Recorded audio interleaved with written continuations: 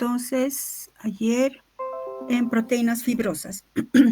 Bueno, seguimos en el capítulo de niveles estructurales de las proteínas. Estamos ya en el nivel estructural terciario, ¿verdad? El nivel estructural terciario se refiere a la completa estructura tridimensional de la proteína, es decir, cuando esa larga cadena de aminoácidos se ha plegado sobre sí misma, dando un nivel secundario, y luego sobre sí misma nuevamente, dando esa estructura terciaria, ¿verdad? Que es sumamente importante y que es la que le daría la funcionalidad final a las proteínas. Cuando habíamos dicho, ¿verdad? Que según el nivel estructural terciario, las proteínas se clasifican aquí pueden aumentar eso, chicos, según el nivel estructural terciario, según el nivel estructural terciario, aquí, las proteínas se clasifican en proteínas fibrosas y proteínas globulares. Empecemos a hablar de las fibrosas un poco más de detalle. Las proteínas fibrosas se caracterizan por tener una forma alargada. Un ejemplo típico de este es el colágeno. Tiene una conformación enteramente, ya sea solo laminar o solo helicoidal. Es común en el nivel terciario que se asocien varias cadenas de proteínas formando conjuntos policatenarios. Esto es importante. Es común que 2 o 3 cadenas formen conjuntos policatenarios. ¿Cómo se asocian cada una de estas cadenas? Por puentes de hidrógeno o por atracciones hidrofóbicas o por puentes de disulfuro. Este es el caso típico del colágeno. Vamos a ver que está formado por una triple hélice. El siguiente capítulo, cuando veamos la función de las proteínas, pues ahora estamos viendo nada más la estructura. Las proteínas fibrosas, por este mismo motivo, suministran un soporte estructural a las células y a los tejidos. Imagínense la unión de 3 cadenas polipeptídicas resulta en una gran, resistencia y elasticidad. Se dice que 1 milímetro de colágeno puede resistir hasta 10 kilogramos de peso, haciendo un cálculo, ¿no? Entonces, es como si fuera una soga. La unión de varias unidades de la soga, pues forma a veces de 2 o a veces de 3 de altísima resistencia. Entonces, esto es importante. En las proteínas fibrosas es un común denominador a que se formen conjuntos policatenarios, lo que les suministra o lo que da lugar a que constituyan un soporte estructural en células y tejidos. Ejemplos importantes de proteínas fibrosas, pues está el colágeno, que está presente en el tejido conectivo. ¿Recuerdan cuando hemos visto los glicosaminoglicanos? Hemos visto que entre las proteínas del tejido conectivo está principalmente el colágeno. También otra proteína fibrosa es la alfa-queratina, que es la que está presente en el cabello de los humanos, en la lana de los animales, en los cuernos de los rumiantes, etc. Y se caracterizan precisamente por eso, por ser proteínas sumamente resistentes y elásticas. Las proteínas globulares tienen esta estructura que parecería un poco al azar, una estructura tortuosa. Sin embargo, esta estructura que está así, ya les he dicho, recuerdan, está condicionada genéticamente, no es al azar. De tal manera que cuando se sintetiza una proteína que tenga una función determinada, tiene que estar así y no de otra manera. A su vez, esta conformación es la conformación preferencial. ¿En qué sentido? Porque constituye una representación de la más baja energía. Es decir, así como la vemos, sería sumamente estable. Ustedes saben de esta orgánica que todo tiende a la estabilidad. Entonces, las proteínas globulares tienen forma esférica, es la conformación preferencial. ¿Qué quiere decir preferencial? Es la representación con esta conformación tiene el menor contenido energético. Por ejemplo, esta es la estructura terciaria de la lisosima, es una enzima que se encuentra en la clara del huevo, es una enzima hidrolítica. Lo que caracteriza a las enzimas globulares es que en la zona interna, esto es una esfera, es globular, ¿no? Esférica, pues en la parte interior, en la zona interna de la proteína, se encuentran localizados residuos no cargados, apolares, implicados en interacciones hidrofóbicas dentro de la estructura terciaria. Y en la parte externa, bordeando, están residuos polares. Residuos, ¿recuerdan? Hablamos de residuos cuando hablamos de aminoácidos. Aminoácidos polares o cargados. Esto, ¿recuerdan qué cosa le confiere? Pues le confiere solubilidad. Aquí pongan, por favor, esto confiere mejor solubilidad en agua. Y entonces podemos ver ya que vamos a ver en el siguiente capítulo, que las proteínas fibrosas sobre todo tienen más una función de, digamos, de soporte estructural.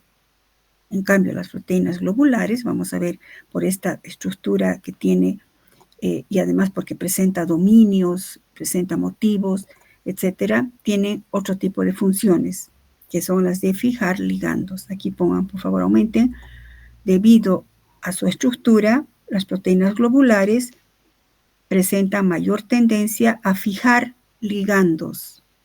Vamos a ver qué es eso. A fijar ligandos, que pueden ser, entre paréntesis, pongan moléculas, etc. Bueno, entonces la estructura terciaria, repito, ya es la conformación final de las proteínas. Todas las proteínas tienen hasta su nivel terciario. ¿Cuáles son sus fuerzas estabilizadoras? Nuevamente, pues vamos a ver, formación de puentes de disulfuro puede ser. Este sería un enlace de atracciones de tipo covalente. Por ejemplo, si vemos esta estructura, es la estructura, bueno, un esquema de la estructura, y esta es una representación que se acerca un poco más de la insulina. La insulina es una hormona que está formada por dos subunidades proteicas, esta y esta. Una de 21 aminoácidos y la otra de 30 aminoácidos. Estas subunidades proteicas están unidas por puentes de disulfuro. Fíjense, y siempre hemos dicho, recuerdan que los puentes de disulfuro aquí aumenten entre residuos de cisteína. Porque la cisteína es un aminoácido azufrado, recuerdan. Entonces, estabilizados por puentes de disulfuro entre residuos de cisteína. Cisteína con cisteína y cisteína con cisteína. Y pues vemos cómo esas dos cadenas se asocian formando pues puentes de disulfuro. También pueden estar esas fuerzas estabilizadoras, interacciones no covalentes entre las cadenas laterales de aminoácidos. Por ejemplo, fuerzas de atracción electrostática. ¿En qué caso se daría? Por ejemplo, en el caso de que un residuo de lisina, por ejemplo aquí, un residuo de lisina esté cargado positivamente, va a tener una atracción electrostática con el grupo carboxilo del ácido glutámico, por ejemplo, que estaría cargado negativamente. Entonces, positivo y negativo se atraen. Es un tipo de atracción que estaría justificando que es cómo se forma esa estructura intrincada de la estructura terciaria. Fuerzas de atracción electrostática, subrayen eso, por favor. Fuerzas de atracción electrostática, es decir, carga positiva se atrae con negativa. La lisina a un pH dado siempre va a estar con carga positiva y a ese pH es muy probable que el ácido glutámico esté con carga negativa. Vamos a ver que la estructura de la proteína depende del pH también en el cual se encuentren. Cambios bruscos de pH van a desmoronar la estructura de la proteína. Bueno, estamos en fuerzas, ¿no? Esto se llama, en consecuencia, ¿qué sería esto? Un puente salino o atracción electrostática. B, pueden ser por puentes de hidrógeno en las regiones helicoidales o en zonas de la cadena plegada beta. Por ejemplo, puentes de hidrógeno hemos dicho, fíjense aquí, este grupo oxidrilo puede ser de un aminoácido hidroxilado con otro oxidrilo de otro aminoácido hidroxilado, forma un puente de hidrógeno. O el grupo amino de un aminoácido básico o de un enlace peptídico formará con el grupo carboxilo de otro enlace peptídico otro puente de hidrógeno. Entonces serían puentes de hidrógeno que estabilizan o atraen, hace que esta estructura esté tal cual la estamos viendo.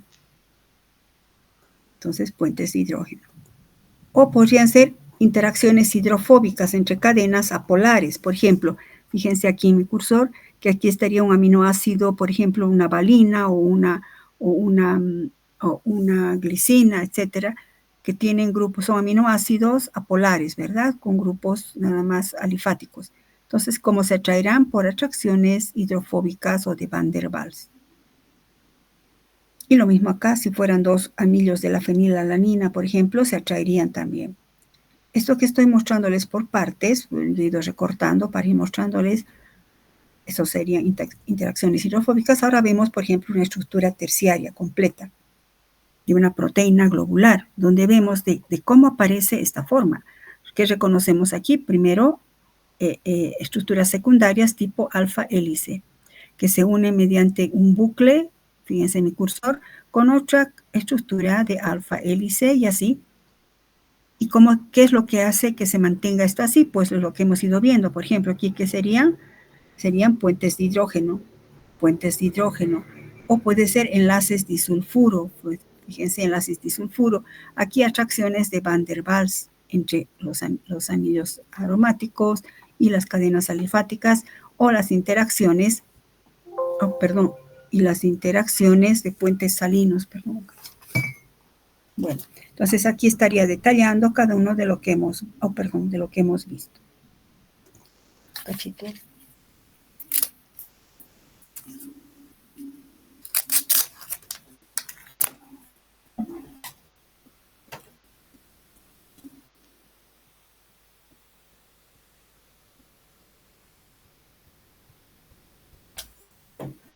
Perdón, cachito, la batería.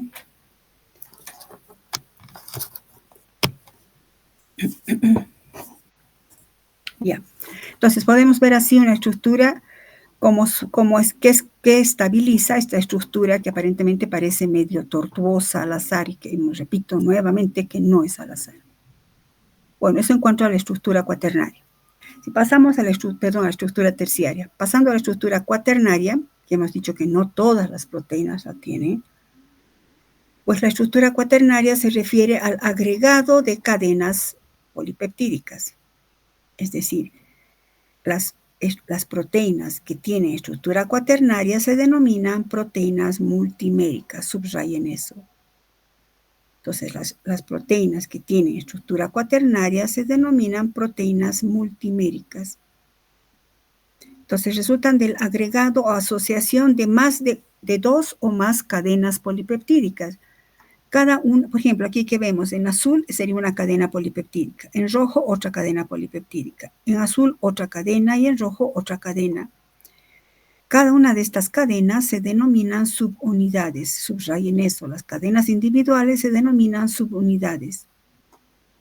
Estas cadenas podrían ser iguales, se llamarían homomultímeros, o pueden ser cadenas diferentes como heteromultímeros, como en este caso. El hecho de que tenga otro color es que está indicando que son diferentes proteínas. Pero son 4 en este caso, esta es la estructura de la hemoglobina. Podemos ver que existen ¿cuántos? 4 subunidades proteicas.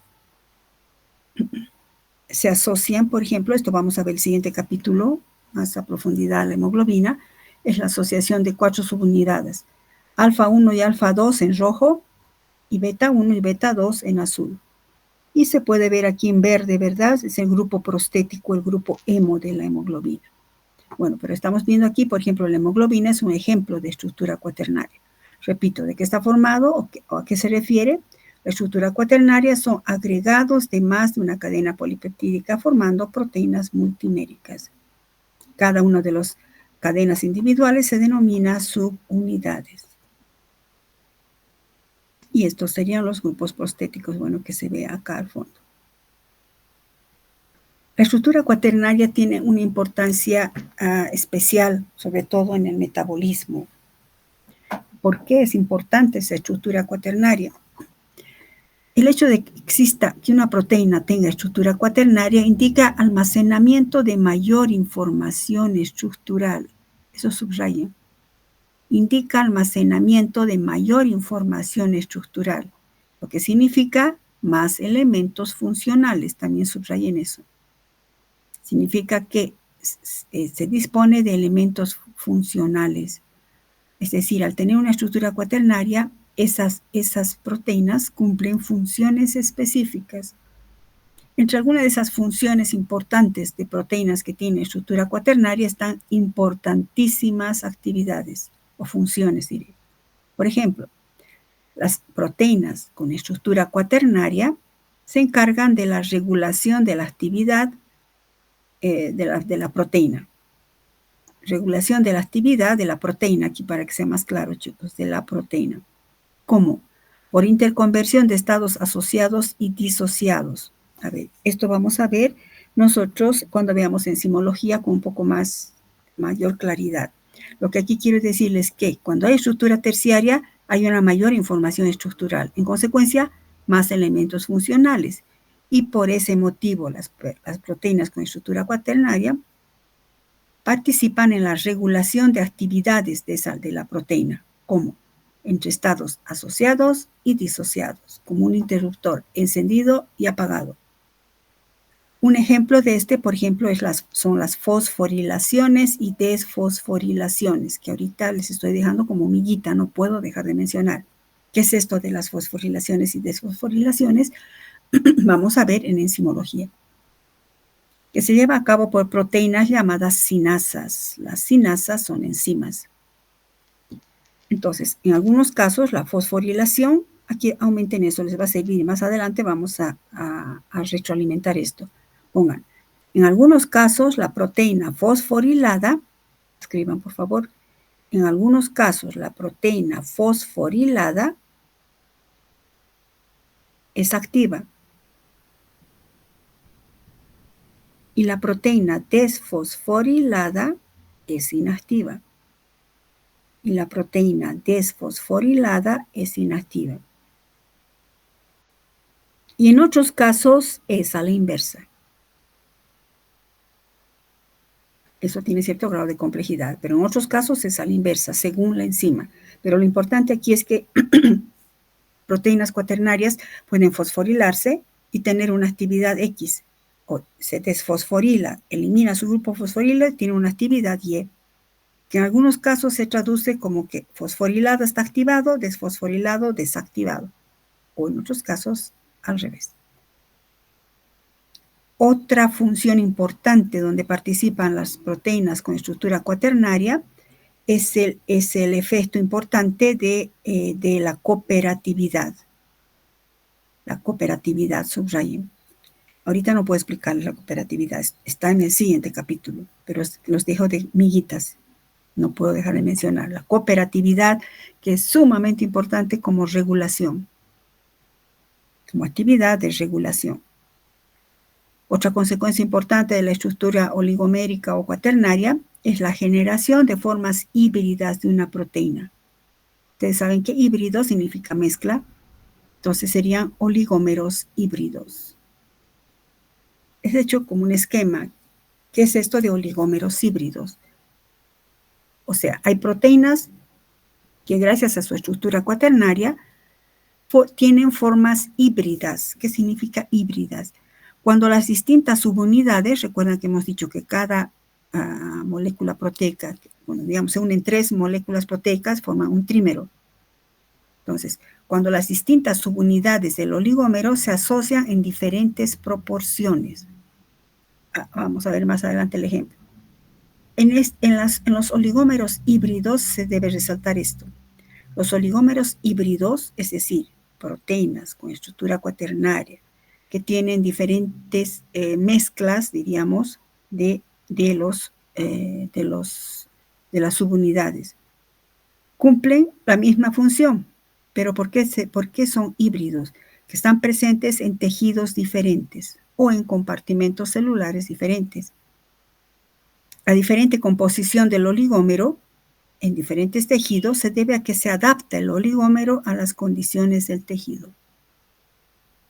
Se dice que los oligómeros, cuando digo oligómeros, estoy hablando de proteínas híbridas, digo proteínas con estructura cuaternaria, ¿no?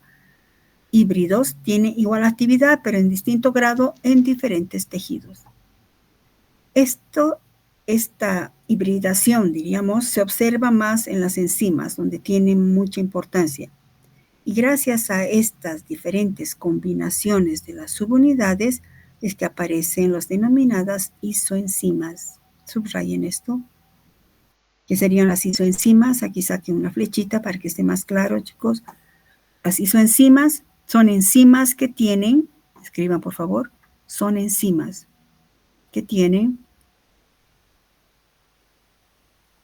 la combinación de diferentes cadenas proteicas o polipeptídicas, que tienen la combinación de diferentes cadenas polipeptídicas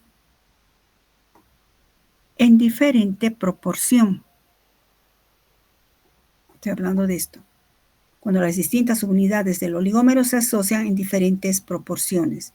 Eso da lugar a las importantísimas isoenzimas que van a ver al año y en bioquímica clínica. Para que no sea tan abstracto y no quede suelto, les he puesto el ejemplo. Por ejemplo, hay una enzima, la lactato deshidrogenasa.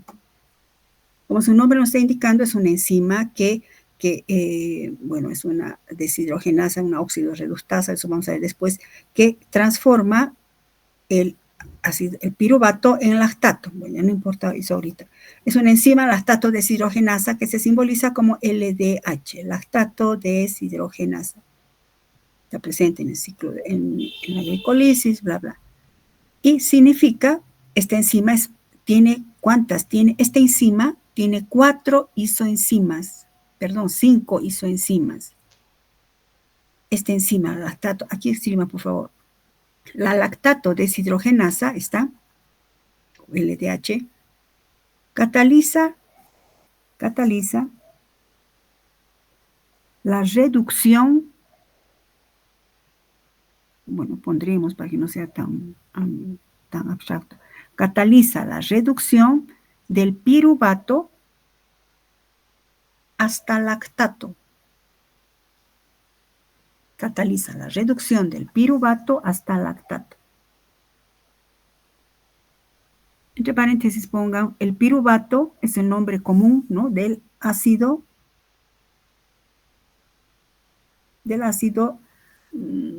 2-cetopropanoico. 2-cetopropanoico. Ustedes al año van a nombrarlo en el ciclo de Krebs, en la glicolisis, etc. ¿Pero qué quiero decir aquí? Esta enzima cataliza la reducción del piruvato, que sería químicamente su nombre, bueno, sería ácido 2-cetopropanoico, o 2-oxopropanoico, y que se reduce hasta lactato. El lactato es el ácido 2-hidroxipropanoico. Es el ácido 2-hidroxipropanoico. Es decir, la reducción está ocurriendo desde un grupo cetónico hasta un alcohol. Bueno, esa reacción, esta enzima, la cataliza en todos los órganos donde se encuentren. ¿Dónde se encuentran estas enzimas? El hecho de poner, por ejemplo, la LDH existe, 5 isoenzimas. Una isoenzima es la LDH-H4. Bueno, veamos primero esto. Otra isoenzima es la LDH-H3L. Otra es la H2L2, HL3 y L4. Fíjense que de HL está variando la proporción de combinación. Es decir, que, ¿y de dónde vienen estos nombres? H viene de heart, corazón, y L de liver, que es hígado. Es decir, que esta enzima estaría abundando en el corazón y en el hígado. Tanto en el corazón como en el hígado y en otros órganos cumplen la misma función. ¿Cuál es? Reducir el piruvato hasta lactato. Pero se adecua a las características del tejido. Entonces, en el corazón, por ejemplo, abundará más la isoenzima LDH-H4 y tal vez la LDH-H3L. En cambio, en el hígado abunda más la LDH-L4 del liver y LDH-HL3, es decir, hay isoenzimas. Toditas catalizan la misma reacción, pero encontramos esta isoenzima con estas características mejor en el hígado y esta otra con esta proporción de cadenas polipeptídicas en el corazón. Esto tiene una gran aplicación clínica. En caso de un infarto de miocardio, pues estas dos LDH son las que van a abundar. Como están en el corazón, cuando hay un daño, una injuria, se dice un daño en el tejido del corazón, se liberan las enzimas al torrente sanguíneo. y se detecta en sangre, se dice, sí, el paciente está con un infarto. O cuando hay un daño hepático, pues se detecta la LD4, LDH-L4 por electroforesis. Aquí ponga, estas isoenzimas, escriban por favor, estas isoenzimas, si bien catalizan la misma reacción, escriban, si bien catalizan la misma reacción, sus componentes, sus subunidades tienen cierta variación en su composición aminoacídica. Sus subunidades, aquí hay 4 subunidades, ¿no? Sus subunidades tienen cierta variación en su composición aminoacídica. Por este motivo, estas 5 enzimas, estas 5 isoenzimas se pueden separar por electroforesis. Se pueden separar por electroforesis. Entonces, iso igual, ¿no? Enzimas iguales, es decir, catalizan la misma reacción, pero sus unidades tienen cierta variación en su composición aminoacídica. Y por eso es que se las puede separar por electroforesis y utilizarlas como diagnóstico. Bueno, esto solo ocurre con enzimas con nivel estructural cuaternario. Son 5 enzimas de la LDH. Bueno, con eso hemos acabado los niveles estructurales, primario, secundario y terciario. Ahora, ¿qué importancia tiene conocer o qué importancia tiene entender estos diferentes niveles estructurales? ¿Cómo afecta esto, digamos, a su función? ¿O cómo afecta esto cuando manejamos proteínas en laboratorio? Aquí surge un concepto importante, la desnaturalización de las proteínas. No podríamos comprender la desnaturalización si no entendemos sus niveles estructurales.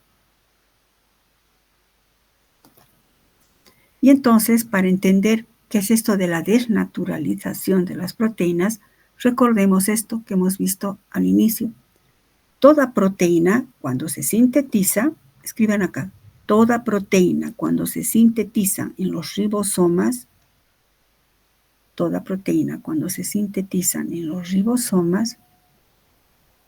poseen una estructura nativa.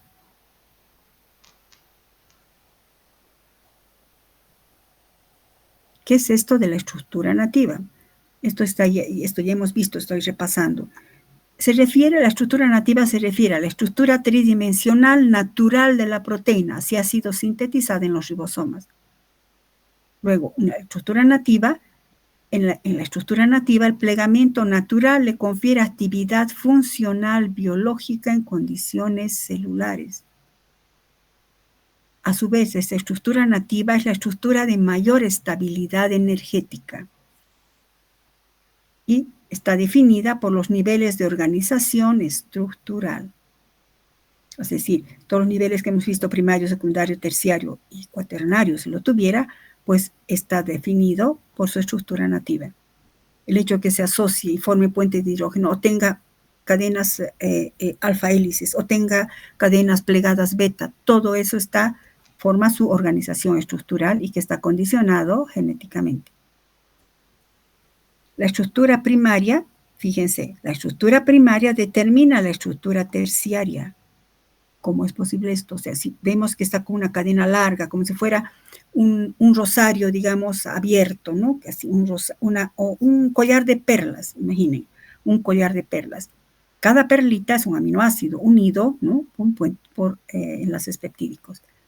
Ese collar lo unen sobre sí mismo y formará, por ejemplo, una alfa hélice o una cadena plegada beta. A su vez lo vuelven a torcer y se forma una proteína globular.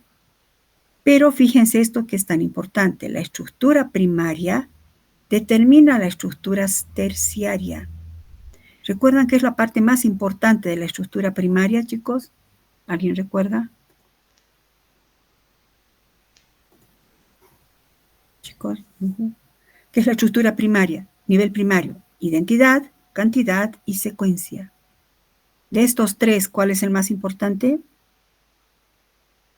Todos son importantes, pero el más importante es la secuencia, chicos. La secuencia es lo más importante. Por eso, secuenciación de Edman, hemos visto tripsinólisis, crinotripsinólisis.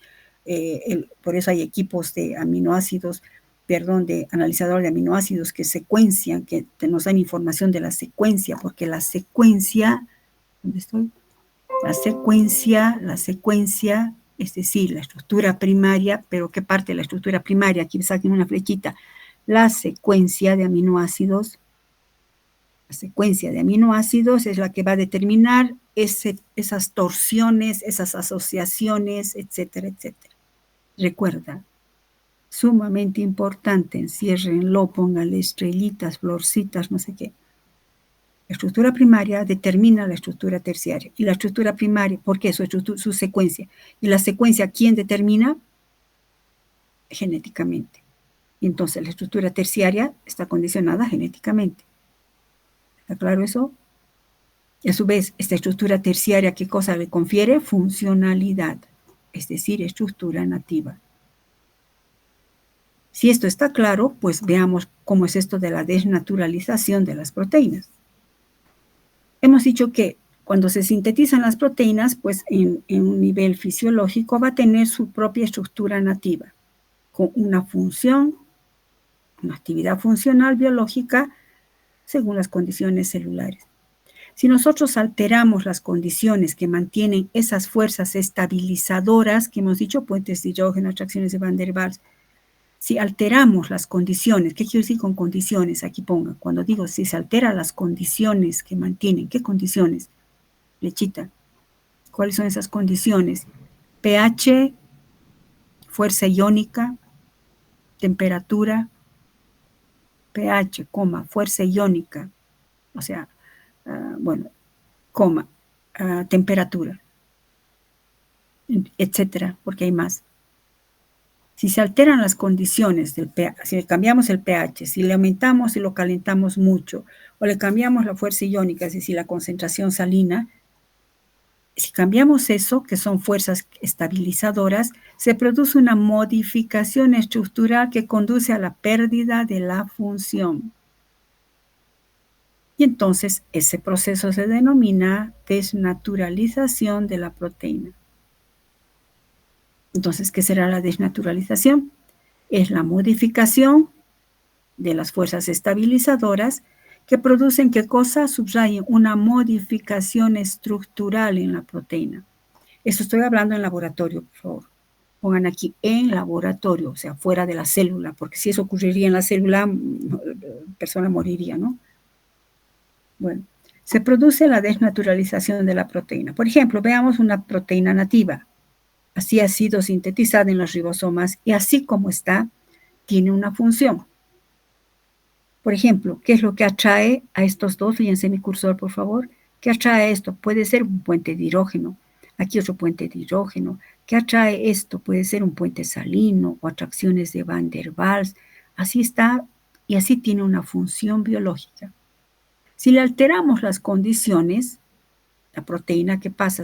Hacemos que al cambiar el pH o al aumentar la temperatura, estas fuerzas estabilizadoras se rompen. Entonces esta proteína que está armadita así se desmorona. Y entonces aparece solo el nivel primario, como una larga cadena de aminoácidos. Obviamente esta proteína desnaturalizada ya no tiene función. Porque, por ejemplo, ¿qué tal si esta zona era el dominio? Una mezcla de motivos y este era el dominio, el sitio activo de una enzima. Pues aquí ya no hay. Entonces una proteína desnaturalizada pierde su función biológica. ¿Y qué factores producen la desnaturalización? Aquí pongan en laboratorio, por favor. En el cuerpo no va, digamos, un organismo vivo no va a ocurrir eso. ¿Qué factores pueden ocasionar que se rompa este puente de hidrógeno o estos puentes salinos o estas atracciones electrostáticas? No sé. Primero, el calor, repito, es en laboratorio. El calor. El calor es el principal, o digo, una fuente importante de desnaturalización. Cuando calentamos proteínas, estas se desnaturalizan. Vamos a hacer esto, la siguiente práctica, está un poco en esto, relacionado con esto. El calor, aquí aumente, es el calor precipita las proteínas de manera irreversible, es decir, con desnaturalización. Escriban el calor, ¿no? Calor. Precipita las proteínas de modo irreversible, produciendo desnaturalización. Lo que estoy queriendo decir es que si estos niveles se rompen, se vuelve una larga cadena, que hemos dicho una proteína es de alto peso molecular, y entonces esto que estaba flotando es una proteína globular. Atiéndame, proteína globular, todos los aminoácidos hidrofílicos en los bordes, y entonces rodeada de moléculas de agua y flotando y cumpliendo su función. Cambiamos el pH, esto se altera, y ahora esto, como es de alto peso molecular, ¿qué va a pasar? Precipita. Por eso digo, el calor precipita las proteínas de manera irreversible, es decir, con desnaturalización. Es decir, que la desnaturalización es un proceso irreversible. Cuando hacemos cocer un huevo, ¿verdad? ¿Qué pasa? El huevo cocido. Ahora, si lo enfriamos, ¿va a volver a ser huevo? Ya no, ¿no? Eso es irreversible. Los cambios de pH. Los cambios de pH también precipitan, cambios de pH, también precipitan las proteínas, pudiendo ser con o sin desnaturalización. Es decir, podría ser reversible o irreversible. Con o sin desnaturalización, según el grado de variación de pH. Según el grado de variación de pH. Aquí mismo escriban, pHs extremos, por ejemplo, muy ácidos o muy alcalinos, pHs extremos precipitan las proteínas con desnaturalización. pHs extremos, o sea, muy ácidos o muy alcalinos, precipitan las proteínas con desnaturalización, o sea, irreversible. La presencia de sales, por ejemplo, el ion guanidinio, 6 molar, por ejemplo, este ion puede ser con desnaturalización. ¿Por qué? Porque si se fijan que tiene esto, pueden formar, ¿qué cosa? Puentes de hidrógeno. Entonces ponga, este ion, este en particular, interfiere con los puentes de hidrógeno naturales de la proteína. Interfiere con los puentes de hidrógeno naturales de la proteína, produciendo precipitación. Otro compuesto que puede producir otro factor, bueno, esto es un factor, ¿no? Pueden ser compuestos. La urea. La urea en concentraciones elevadas, si vemos la estructura de la urea, pues nuevamente, ¿qué cosa hace? Interfiere con puentes de hidrógeno, igualito, interfiere con los puentes de hidrógeno de la estructura nativa, produciendo precipitación con desnaturalización.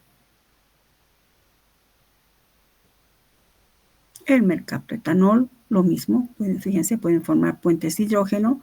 A lo que me refiero es que, por ejemplo, si aquí hay, puentes de hidrógeno, y le ponemos una sustancia que forma puentes de hidrógeno, pues compite y dice, yo quiero formar puentes de hidrógeno, y que hace, desmorona la estructura tan delicada, pero tan excelente de la proteína.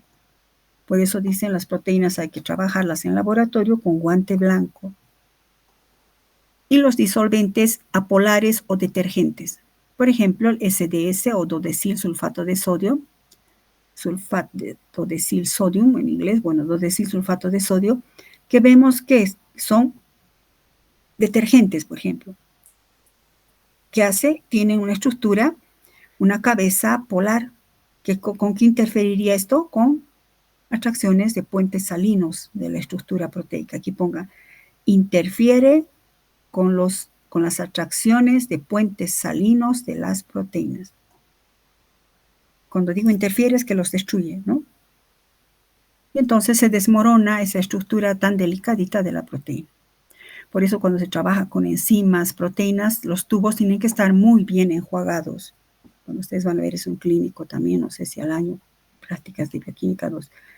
y las agitaciones vigorosas. Si nosotros vemos, repito, esta es una estructura muy delicadita, pero sumamente estable.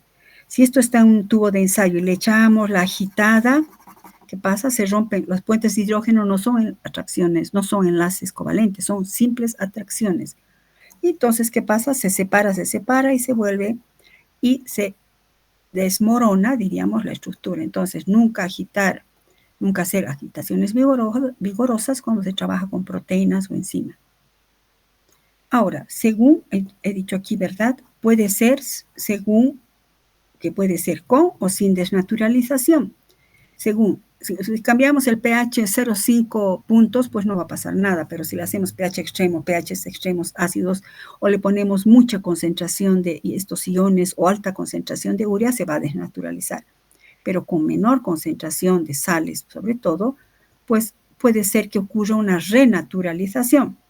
Es decir, si se restablecen las condiciones fisiológicas, la proteína puede recuperar su conformación nativa.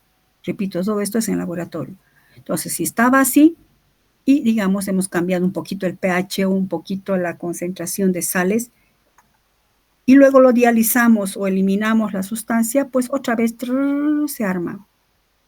Y esto me ayuda para que entienda esto. Esto sería el nivel primario, que es esto se reorganiza y forma un alfa hélice o un plegamiento beta. Ahí se instauran, ¿qué cosa? Los bucles, ¿no? Las estructuras supersecundarias y otra vez se arma la estructura, la proteína. Y otra vez se vuelve funcional. Esa sería renaturalización. Cuando restablecemos las condiciones fisiológicas, siempre y cuando no hayan sido condiciones extremas, ¿no? En laboratorio. Esto sobre todo, vamos a ver aquí para prácticas, esto puede ocurrir, pongan por favor, cuando se maneja el punto isoeléctrico de la proteína. Esto puede ocurrir cuando se trabaja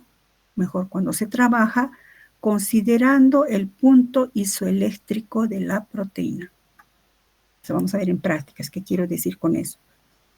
No puedo dejar de mencionar. Esto sucede, la renaturalización, cuando se trabaja considerando el punto isoeléctrico de la proteína.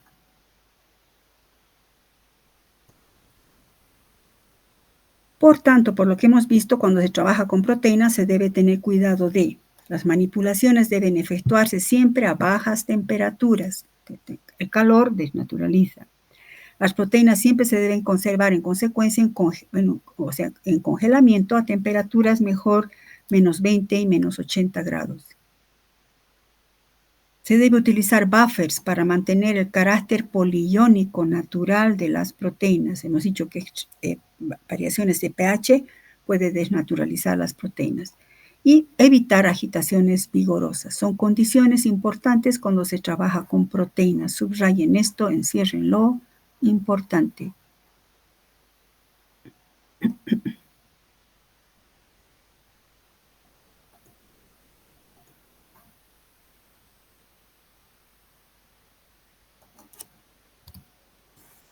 Bueno, con esto hemos visto las reacciones hemos visto la importancia de qué relación tienen los niveles estructurales con el proceso de la desnaturalización, que en laboratorio sí es sumamente importante y hay que tener mucho cuidado. Veamos las propiedades físico-químicas de las proteínas. A ver, ¿qué propiedades? Nuevamente, esto es para laboratorio, ¿no? ¿Por qué? Porque es importante estudiar las proteínas en laboratorio. Si conocemos sobre la hemoglobina, sobre la mioglobina, si conocemos sobre las enzimas, es porque se han trabajado sus propiedades físico-químicas, se ha aislado, se ha purificado, se ha secuenciado, etc. Veamos entonces las propiedades físico-químicas de las proteínas. Ahora entendemos si son estructuras complejas, son de alto peso molecular, pues sus propiedades físicas van a depender de esas características. Debido a su gran tamaño, las proteínas tienen un alto peso molecular. Además, como están formados por la unión de varios aminoácidos, tienen también cargas eléctricas. Las proteínas pueden estar cargadas positiva, negativamente o cero, dependiendo del pH al cual se encuentren. Pueden poner aquí otra vez. Las proteínas pueden cargarse positivamente, negativamente o carga cero según el pH al cual se encuentren. Esto es porque las proteínas tienen naturaleza poliiónica, están formados por aminoácidos. Hemos estudiado aminoácidos. Los aminoácidos, debido a sus grupos funcionales, se cargan positiva, negativamente o cero, según el pH, repito, al cual se encuentre. Las proteínas solubles, o sea, ¿cuáles son las solubles? Las globulares. Forman dispersiones coloidales, forman coloides, estructuras, digamos, soluciones un tanto más complejas, no es como cualquier otra solución debido a su alto peso molecular. A su vez, las proteínas tienen sus propiedades eléctricas. Pues porque tienen naturaleza poliiónica. Debido a esa su naturaleza poliiónica, el grado de ionización que tenga una proteína, todo esto estoy hablando en laboratorio, chicos, porque hablando en un organismo vivo, dentro de la célula se mantiene el pH constante, recuerdan, pH fisiológico. En laboratorio, cuando trabajamos con proteínas, tenemos que considerar todo esto. Las proteínas tienen propiedades eléctricas debido a su naturaleza poliiónica. ¿Y por qué? Porque están formados por aminoácidos. En consecuencia, el grado de ionización de la proteína dependerá del pH del medio. En medio ácido van a predominar la protonación de los grupos funcionales protonables. ¿Cuáles son los protonables? Por ejemplo, grupos amino o grupos carboxilato, según el pH, ¿no? Entonces, en medio ácido predominará la protonación de grupos funcionales protonables en la estructura R de los residuos de aminoácidos. Entonces, en medio ácido, ¿qué se caracteriza? El medio ácido por una alta concentración de hidrogeniones o protones. Entonces, si la concentración, imagina una proteína que está flotando ahí en un tubo de ensayo, y le aumentamos un ácido, el medio tiene una alta concentración de protones. Y entonces todos los grupos funcionales susceptibles de ser protonados se van a protonar. Y entonces, ¿cuál va a ser la carga de la proteína? Positiva. Las proteínas en pH ácido tienden a tener carga positiva. El punto isoeléctrico de las proteínas, ahora viene el concepto que hemos hablado, es aquel valor de pH en el que el número de cargas positivas de los grupos R iguala al número de cargas negativas y por tanto la carga de la proteína es cero. El punto isoeléctrico es una constante, recuerdan, hemos visto en prácticas, que varía de una proteína a otra. Es una constante físico-química o bioquímica. Entonces, es importante considerar esto, que cada proteína tiene su propio punto isoeléctrico. ¿Qué es el punto isoeléctrico? Es un valor de pH en el cual la proteína va a tener carga neta cero. ¿Por qué? Porque una proteína no es simple como un aminoácido, está formada por N aminoácidos. Entonces, cuando las cargas positivas de los grupos R de los aminoácidos iguale a las cargas negativas, pues la proteína tendrá carga cero. Si ese pH lo medimos, ese pH es el punto isoeléctrico de la proteína. Cada proteína tiene su propio valor de punto isoeléctrico. Por eso les dije hace rato, depende del punto isoeléctrico para trabajar con el pH. En consecuencia, veamos la precipitabilidad de las proteínas. Ahora, según también sus características poliiónicas, las proteínas pueden precipitar. ¿Por qué es importante hablar de la precipitación? Porque gracias a la precipitación se pueden aislar las proteínas. Precipitabilidad de las proteínas. Pongan aquí, proceso que permite el aislamiento y purificación de las proteínas. Proceso que permite el aislamiento o separación, ¿no? Y purificación de las proteínas. En lo que hemos visto, recuerdan, les he dicho que las proteínas pueden precipitar con desnaturalización o sin desnaturalización. ¿Y para qué precipitamos? Nuevamente les digo, estoy hablando nuevamente en laboratorios. Tenemos un tejido vegetal, un tejido animal y queremos separar sus proteínas. Eso también vamos a hacer en práctica. Con fines de separación y purificación. Las proteínas pueden ser precipitadas si llevamos un pH igual a su punto isoeléctrico. Si ese punto isoeléctrico, un valor de pH en el cual tendrá carga neta cero.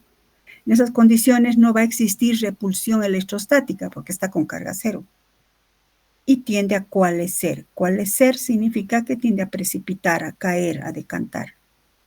Entonces podemos precipitar llevándolo a su punto isoeléctrico para separar y purificar. 1. 2. Podemos usar sales de metales pesados como sales de mercurio, de plomo. Estas sales precipitan las proteínas cuando están a un pH por encima de su punto isoeléctrico. ¿Recuerdan que cuando hemos visto aminoácidos, por qué es importante conocer el punto isoeléctrico? Porque es una referencia. Por encima del punto isoeléctrico la carga es negativa. Por debajo del punto isoeléctrico la carga es positiva. Eso según las ecuaciones que hemos visto, ¿no? Entonces, los metales pesados sí pueden precipitar a las proteínas siempre y cuando estemos a un pH por encima del punto isoeléctrico, o sea, en medio ligeramente alcalino.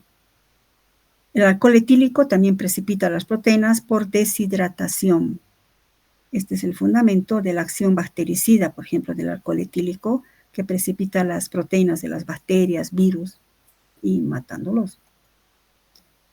Bueno, eso en cuanto a la precipitabilidad. Eso también vamos a ver en una práctica y el punto isoeléctrico en otra práctica. Todo esto nos va a permitir el aislamiento y purificación de las proteínas. Entonces, ¿para qué precipitar? Puede ser para caracterizar a la proteína o para estudiar su función biológica. Para todo esto, ya sea que queramos caracterizar la proteína, describir su composición, etc., y de paso, si queremos estudiar su función biológica, tenemos que primero aislarla y purificarla. Para aislar y purificar una proteína, por ejemplo, de un tejido vegetal, tenemos que romper las células intactas. Una vez que rompemos las células intactas, puede ser por ultrasonido o por incluso centrifugación, que se llama alicuar, ¿no? con la fuerza centrífuga o centrifugando, no es centrifugando, perdón, por extrusión o al licuar podemos romper las células intactas. Estas células ya rotas, ¿qué hacen? Liberarán su contenido. Se colocan las células en una solución concentrada, por ejemplo, por ósmosis, las células pierden agua interna y se arrugan. Si luego le añadimos agua de golpe, ¿qué pasa? Por turgencia revientan y liberan su contenido. Esto puede ser por ósmosis. O puede ser centrifugar, no puede ser O. ¿Qué estamos haciendo? Estamos rompiendo las células intactas por ósmosis. Lo colocamos en una solución, digamos, concentrada de sal o de azúcar y se arrugan porque ¿qué pasa? Por ósmosis pierde agua y las células se arrugan. Lo colocamos directo en agua y al absorber agua, por turgencia revientan y liberan su contenido. Luego, ¿qué hacemos? Podemos centrifugar y el sobrenadante es el extracto acelular, es decir, sin la membrana celular, sin los otros componentes. Entonces vamos separando con centrifugaciones hasta obtener un extracto sin membrana celular, sin organelas, etc. Vaciamos el contenido de la célula. Podemos tratar con protamina, es una proteína muy básica que precipita los ácidos nucleicos porque van a salir los ácidos nucleicos. No queremos los ácidos nucleicos, queremos las proteínas. Nuevamente centrifugamos. Y luego ese sobrenadante podemos tratarlo con sulfato de amonio. Esta sal disminuye la solubilidad de las proteínas y por tanto las precipita. Y luego nuevamente centrifugamos. Una vez que centrifugamos podemos hacer separación cromatográfica, ya sea por cromatografía de intercambio aniónico como el DAE celulosa de dietilaminoetil que hemos visto, o por cromatografía de afinidad, luego electroforesis. Obviamente no vamos a hacer nosotros todo esto, chicos, pero estos serían más o menos, a grosso modo, los pasos para ir purificando. Electroforesis en geles de acrilamida, y así podríamos ir purificando la proteína. Nosotros en práctica vamos a hacer nada más hasta punto isoeléctrico. Vamos a probar cómo se pueden separar proteínas. Bueno, este es un esquema general, ¿no? De cómo se puede ir separando las proteínas. ¿Para qué separamos? Para aislar y purificar. Y para estudiar, ya sea caracterizar, quiere decir que cuál es su composición, qué aminoácidos tiene o cuál es su función. Cuando estudiamos de función es sobre todo con cromatografías de afinidad. Cromatografías asumo que van a llevar en analítica instrumental. Bueno, entonces con todo esto estudiamos a las proteínas. Y aquí surge un concepto que les he puesto, chicos, el proteoma. El proteoma es la representación funcional del genoma. A ver, ¿y qué es el genoma? Nuestro genoma, el genoma de todos los seres vivos y de los no vivos, porque también los virus tienen un genoma. El genoma se refiere al número de bases nitrogenadas. Yo sé que un poco me estoy adelantando. Una vez que acabemos ácidos nucleicos, vamos a poder volver a hablar de esto, chicos. Pero ahora que estamos hablando de proteínas, no puedo dejar de mencionar este concepto importante. El proteoma, escriban aquí por favor, forma parte de las ciencias ómicas. Forma parte del conjunto de ciencias ómicas. Aquí voy a escribir. Ciencias ómicas. Forma parte del conjunto de ciencias ómicas, es con acento. No voy a ponerme a hablar ahorita de ciencias ómicas porque ahí vamos a hablar algo cuando veamos el transcriptómica, la transcripción más adelante. Entonces, el proteoma forma parte de las ciencias ómicas. Y el proteoma es la representación funcional del genoma. ¿Qué es el genoma? Así de manera muy simple, es el número o conjunto de bases nitrogenadas, ¿verdad?, de nuestro ADN. Se refiere al número de bases y a la secuencia de bases y al número de genes que codifican las proteínas. Recuerden que hemos dicho que la secuencia de las proteínas depende de qué? De los genes, está condicionado genéticamente. Y la secuencia de bases nitrogenadas de un gen medirá la secuencia de los aminoácidos. Bueno, ahí no lo dejamos, chicos, no quiero complicarles. Pero el proteoma es la representación funcional del genoma. Es como que dice el genoma dar las órdenes. Se va a sintetizar una proteína X. ¿Quién va a ordenar eso? El genoma. ¿Qué estructura va a tener? ¿Qué secuencia va a tener? ¿Qué nivel terciario? ¿Cómo va a ser su nivel secundario? ¿Cómo va a ser su terciario? Pues quien ordena el genoma. El genoma humano secuenciado completamente contiene 3.000 millones de bases, aproximadamente 25.000 genes. Tenemos 25.000 genes, no todos se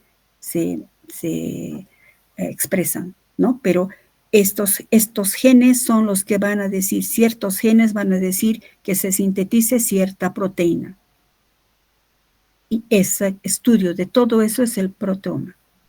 No podríamos entender, bueno, más adelante vamos a ver, si no entendemos todos los niveles estructurales, cómo se va sintetizando una proteína, vamos a ver eso, la síntesis de proteínas por transcripción del RNA mensajero, cómo va la secuencia de aminoácidos, va formando los niveles primarios y luego sale y se forman los niveles secundarios, terciarios, ¿no?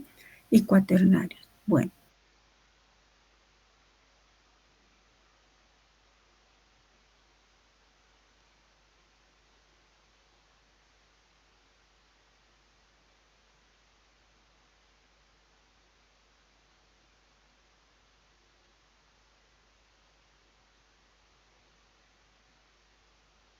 Con esto hemos terminado en biología.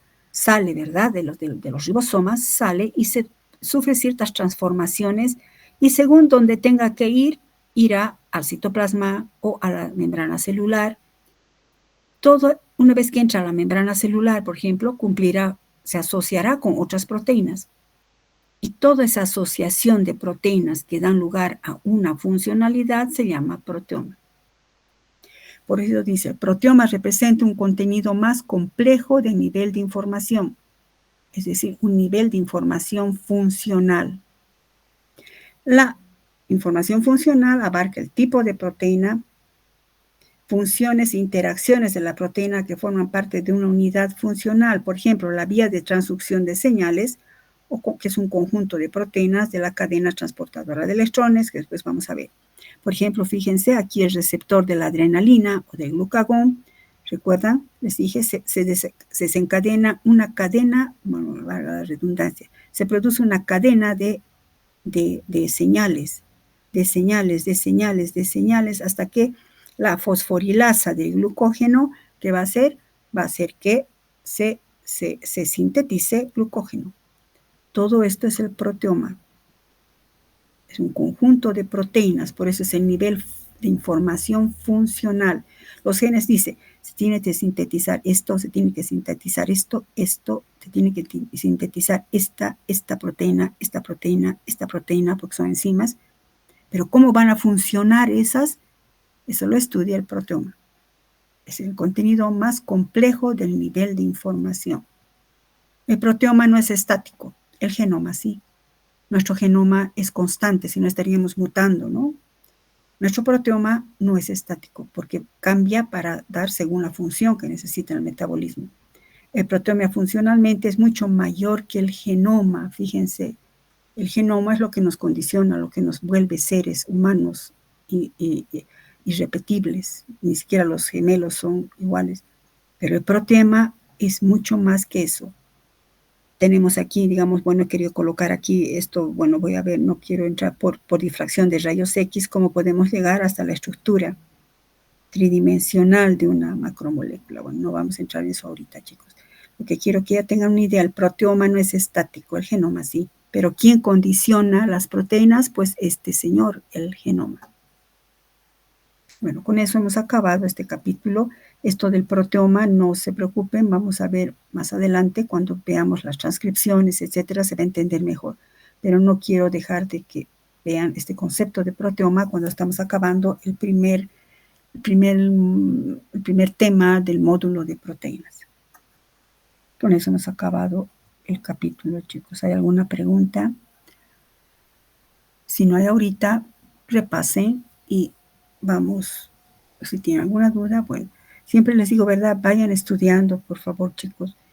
Su primer examen ha estado muy bien. Ay, perdón, no quiero hablar. ¿No hay preguntas, chicos, para que detenga la grabación? Bueno. Ya. Les decía, no quería grabar eso. Su primer examen ha estado excelente, les felicito, pero su examen de práctica, se han podido fijar, no está bien. ¿Qué ha pasado, chicos? ¿No? O sea, por favor, vayan estudiando.